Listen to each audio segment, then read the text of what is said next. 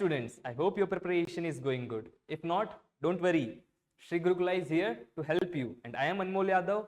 I will be your physics and mathematics mentor. I am an NEET graduate. So bring out your books. Let's make your preparation stress-free. So let's see question number 16. Write the formula to find the curved surface area of the frustum of the cone given in the figure. So frustum of the cone. So to find that, we are supposed to imagine two cones. Two cones means which two cones? Let's extend this frustum. We'll find two cones. One bigger cone with base area pi r square to pi r2 square, and a smaller cone with the base area pi r1 square. So curved surface area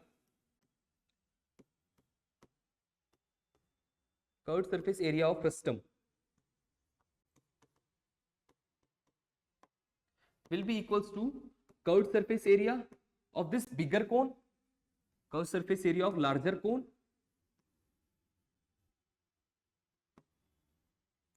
minus curved surface area of larger cone minus curved surface area of smaller cone. So this will be the remaining part. That's our frustum. So minus curved surface area of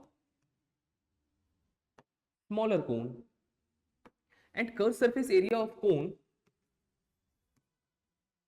is equals to pi into r into L, where r is the radius of the base and L is the slant height of the cone.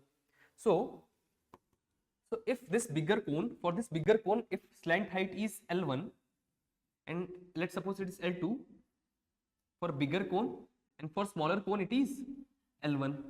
So curved surface area of a larger cone, will be pi r2 L2, pi r2 L2 minus pi r1 L1, So now r1 r2 given in the question, LH given in the question, L1 L2 is not given in the question. So we are supposed to find L1 and L2. So how we will find this L1 and L2? Let's see. So to find this, let's see these two triangles. First is this smaller triangle, this triangle, and a bigger triangle. Okay. So this smaller triangle has a base R1 and slant height L1, and this angle is 90 degree. This larger triangle has base R2, slant height is L2.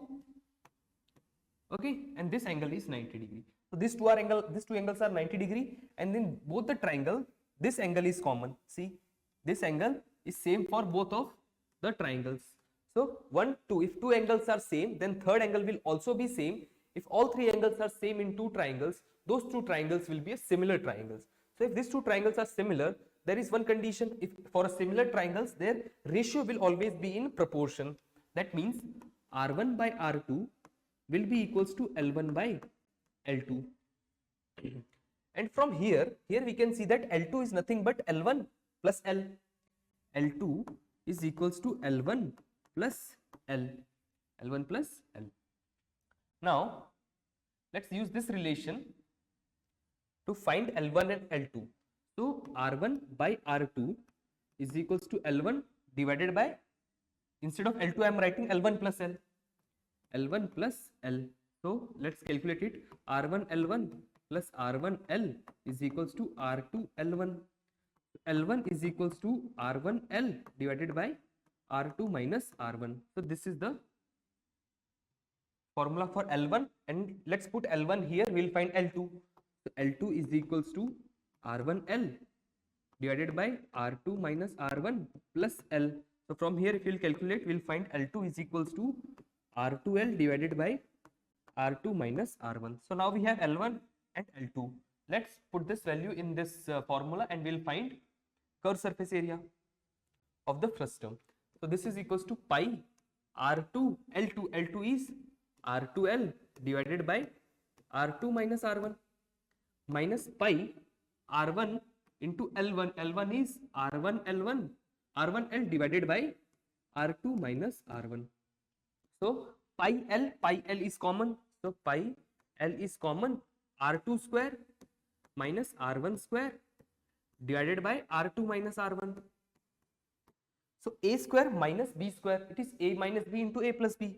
So this we can write as r2 minus r1, r2 plus r1 divided by r2 minus r1. So this and this will get cancel out. So finally it will become pi r pi l r2 plus r1. This is the curved surface area of frustum. I will be back soon. Till then, keep practicing. This is Anmol Yadav from Sri Gurukula signing off.